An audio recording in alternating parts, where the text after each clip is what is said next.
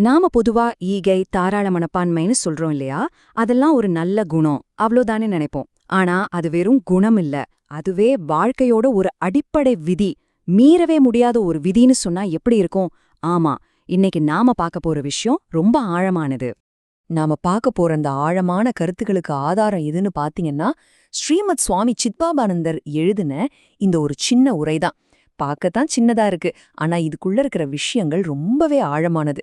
ஒவ்வொரு வரியிலயும் வாழ்க்கைக்கு தேவையான ஒரு பெரிய பாடம் இருக்கு. சரி, வாங்க விஷயத்துக்குள்ள போலாம். ஒரு நிமிஷம் இப்படி கற்பனை பண்ணி பாருங்களேன்.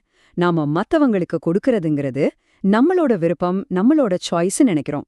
ஆனா அது ஒரு சாய்ஸே இல்ல, அது இயற்கையோட, இந்த பிரபஞ்சத்தோட ஒரு சட்டம், ஒரு விதி. நம்ம வாழ்க்கைய அது எப்படி பாதிக்கும் யோசிச்சு பாருங்க.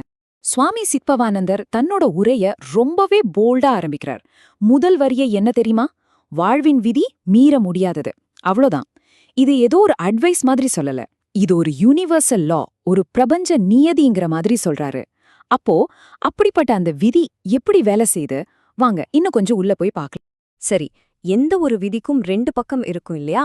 அத ஃபாலோ பண்ணா என்ன நடக்கும், ஃபாலோ பண்ணலனா என்ன ஆகும்? இந்த உரை ரொம்ப அழகா ரெண்டு பாதைகளையும் அதோட விளைவுகளையும் நமக்கு பிரிச்சு காட்டுது. ஒரு பக்கம் தாராளமா குடுக்கற ஒருத்தர் இருக்கார், ஈகை குணம் கொண்டவர். அவருக்கு என்ன ஆகுதுன்னா, பல விஷயங்கள் தானா இயல்பாவே அவரை தேடி வருதான்.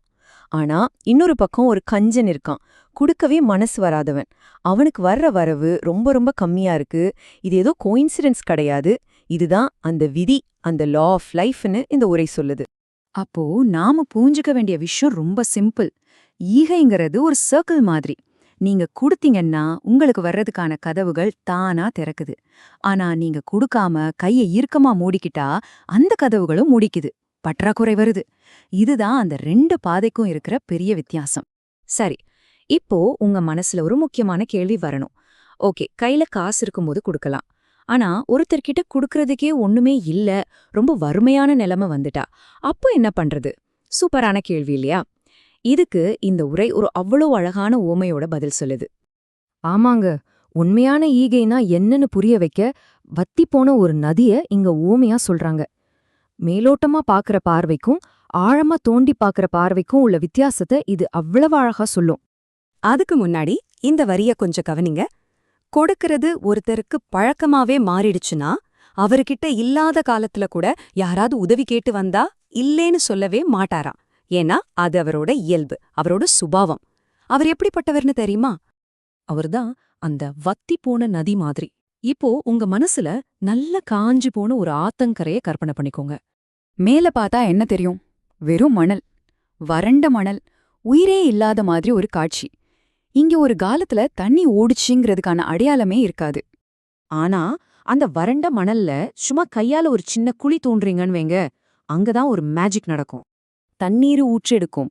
ஆமாங்க, அந்த மணலுக்கு அடியில ஈரம் இருக்கும். மெதுவா தண்ணி கசிஞ்சு நீங்க தோண்டுன அந்த குழி நிறையும். இதுதான் அந்த ஓமையோட பியூட்டி. வெளியில பார்க்க வறண்டு போன மாதிரி தெரிஞ்சாலும் உள்ளுக்குள்ள அந்த ஜீவ ஊற்று வத்தாம இருக்கும். இப்ப புரியுதா? உண்மையான ஈகையாளனும் அப்படிதான். வெளியில இருந்து பார்க்கும்போது அவர்கிட்ட ஒண்ணுமே இல்லாத மாதிரி, ரொம்ப கஷ்டத்துல இருக்கிற மாதிரி தெரியலாம்.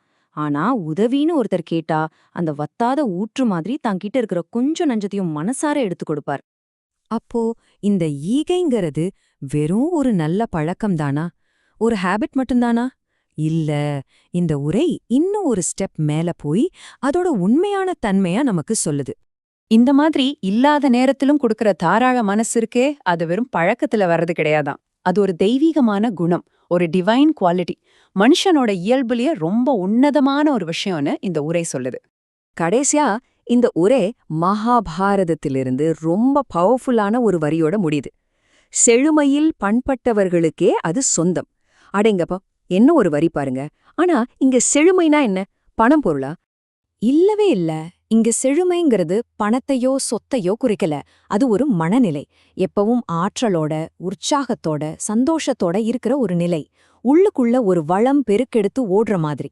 அந்த வத்தி போன நதிக்கடியில இருந்த ஊற்று மாதிரி இதுவும் நம்ம மனசுக்குள்ள இருக்கிற வற்றாத ஒரு ஊற்று. அப்போ மொத்தத்துல நாம தெரிஞ்சுக்க வேண்டிய முக்கியமான பாடம் என்னன்னா, தாராள மனப்பான்மைக்கும் நம்ம பேங்க் பேலன்ஸ்க்கும் சம்பந்தமே இல்ல. அது நம்மளோட மனப்பான்மைய பொறுத்தது. நமக்குள்ள அந்த செழுமைய, அந்த மனநிறைவை நம்ம வளர்த்துக்கிட்டோம்னா போதும். குடுக்கறதுங்கிறது மூச்சு விடுற மாதிரி ரொம்ப இயல்பா நம்ம கிட்ட இருந்து வரும். கடைசியா இந்த ஒரு கேள்விய உங்ககிட்டயே விட்டுட்டு போறேன். இந்த உரையில சொல்ற மாதிரி செழுமையில் பண்புபடுவதுன்னா உங்களுக்கு என்ன தோணுது? பணமோ பொருளோ இல்லாம அந்த மன நிறைவ, அந்த உள் வளத்தை நம்ம வாழ்க்கையில எப்படி கொண்டு வரது? இத பத்தி கொஞ்சம் யோசிச்சு பாருங்க.